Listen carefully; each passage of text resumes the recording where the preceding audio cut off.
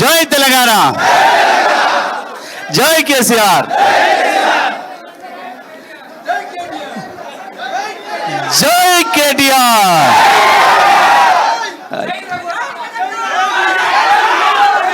ఈరోజు కేటీఆర్ గారి నాయకత్వంలో తెలంగాణ యువతరం ఎట్లా ఉత్సాహంగా ఉద్యమాన్ని ముందుకు తీసుకుపోవాలి, మరొకసారి తెలంగాణ పునర్నిర్మాణ ఉద్యమానికి కేసీఆర్ గారు మొన్న ఏదైతే పిలుపుచ్చారో జగిత్యాల్లో, ఆ పిలుపును అందుకొని మొట్టమొదటగా మేమే ప్రారంభం చేస్తాం. మళ్ళీ ఆనాడు సూర్యాపేటలో కాంగ్రెస్ను ఖతం కరో తెలంగాణ హాసిల్ కరో అన్న నినాదంతో ఏ జైత్యాత్ర అయితే చేసినామో మళ్ళీ అదే మూల నుండి ప్రారంభం కావాలని చెప్పి మిత్రుడు యువకుడు రఘు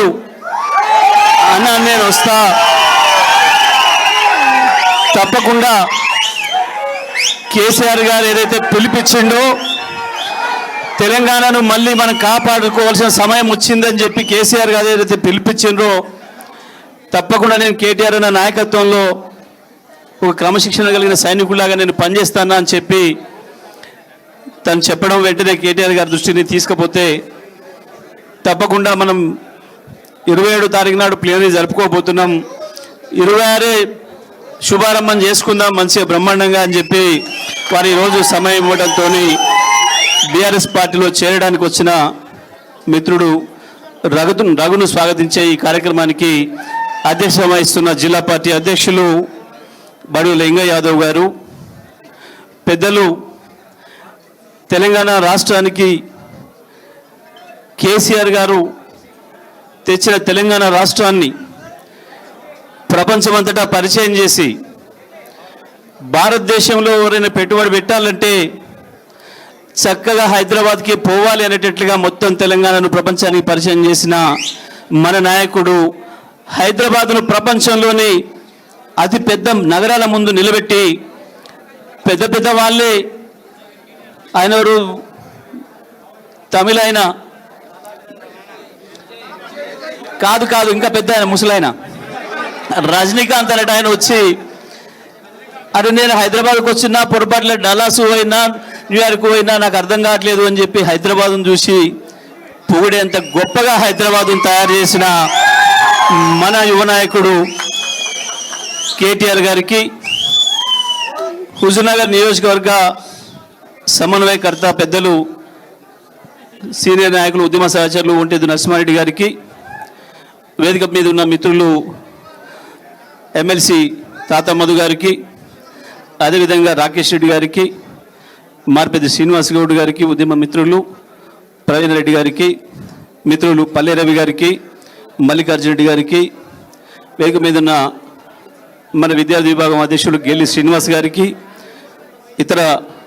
నాయకులకు పెద్దలు రావుల చంద్రశేఖర్ రెడ్డి గారికి, అన్నిటికీ మించి గత 2.5 సంవత్సరాలుగా హుజూర్నగర్ నియోజకవర్గంలో పులులే కాదు సింహాల్లాగా కొట్లాడుతూ ఉత్తమ్ కుమార్ దుర్మార్గాలు ఎదుర్కొంటూ నిలబడ్డ ప్రతి కార్యకర్తకి, ప్రతి నాయకుడికి మీ అందరికీ నమస్కారం తెలియజేస్తూ, ఈరోజు గతంలోనే కేసీఆర్ గారు తెలంగాణ రాజకీయంగా స్థిరీకరణ కావాలి, మొదలు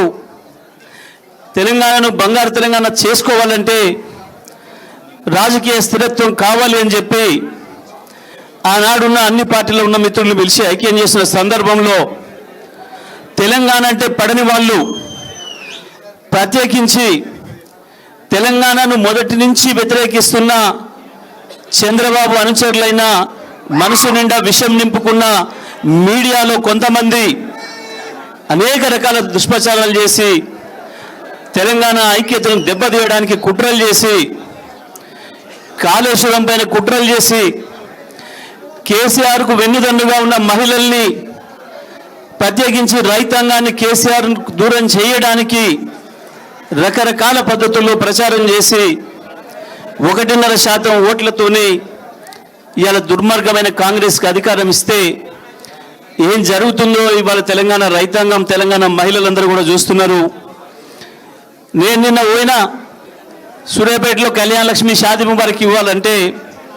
దాదాపు 700 మందికి నిన్న ఒకటేసారి ఇచ్చినాం. వచ్చిన ప్రతి మహిళ అడుగుతున్నారు, మా తులం బంగారం ఏది అని. మా తులం బంగారం ఏది, మొదలు మాకు తులం బంగారం ఇవ్వండి. కేసీఆర్ ఇచ్చిన 1,00,000 తప్ప మీరు ఇచ్చింది ఏంది అని కాంగ్రెస్ నాయకుల్ని ముఖం పట్టుకొని అడుగుతూ ఉన్నారు. రైతాంగం ఇవాళ మా కేసీఆర్ ఇచ్చిండు 73,000 కోట్లు కేసీఆర్ ఇచ్చిపోయిండు, మీ ముఖాలకు మీరు వచ్చి 2.5 ఏళ్ళైంది, ఇప్పటికీ 7,500 కోట్లే చక్కగా ఇయ్యలేదు, మా పరిస్థితి ఏంది అని ఒకవైపు రైతాంగం అడుగుతున్నారు. కాంగ్రెస్ దుర్మార్గం వల్ల, కాంగ్రెస్ నిర్లక్ష్యం వల్ల కేసీఆర్ గారు చట్టమే చేసి ఏకంగా ఆర్టీసీని ప్రభుత్వంలో కలుపుదామని చెప్తే కూడా మాకంటే ఎక్కువ మాట్లాడి మేము కూడా ఆర్టీసీ కుటుంబ సభ్యులమని చెప్పి మాట్లాడి ఇవాళ ఆర్టీసీ కుటుంబ సభ్యుల్ని బలి ఉన్న దుర్మార్గపు కాంగ్రెస్ ప్రభుత్వాన్ని నిలదీయాలని చెప్పి ఒక దిక్కు ఎదురు చూస్తూ ఉన్నారు. ప్రత్యేకించి యువత అందరికంటే ఎక్కువ ఇంటింటి పోయి కాళ్ళు పట్టుకొని కూడా కాంగ్రెస్ కోటేయండి మాకు నౌకరు వస్తుందని చెప్పి మోసపోయిన యువత ఇవాళ అంతకు మించిన ఆవేశంతోనే కాంగ్రెస్ పైన తిరుగుబాటుకు సిద్ధమైంది. ఇవాళ అన్ని విషయాలు కూడా పెద్దలు కేటీఆర్ గారు మన ముందు ఉంచుతారు. మొత్తం తెలంగాణ రాష్ట్రంలో ప్రజలందరూ ఏదైతే ఎదురు చూస్తున్నారో కేసీఆర్ గారినే మళ్ళీ తెచ్చుకోవాలి, కేసీఆర్ గారిని ముఖ్యమంత్రి చేసుకుంటూనే నిజంగా తెలంగాణ మళ్ళీ పునర్నిర్మాణ దశలో అడుగులు పడతాయి. బంగారు తెలంగాణగా చేసిన కేసీఆర్ పక్కన పెట్టుకోవడం మన తెలివి తక్కువ తనమైంది, మనం మెడలో ఉన్న బంగారం పోగొట్టుకున్న పరిస్థితి వచ్చింది అని చెప్పి ఏదైతే బాధపడుతున్నారో ఆ వైపు బీఆర్ఎస్ పార్టీని నడుపుతూ 2.5 సంవత్సరాలుగా అద్భుతంగా తన పోరాట పటిమతోనే తెలంగాణ యువతకు, తెలంగాణ పార్టీ క్యాడర్కు ఉత్సాహాన్ని నింపుతూ ముందుకు నడిపిస్తున్న పెద్దలు కేటీఆర్ గారిని సందర్భంగా ప్రసంగించాల్సిందిగా విజ్ఞప్తి చేస్తా ఉన్నాం.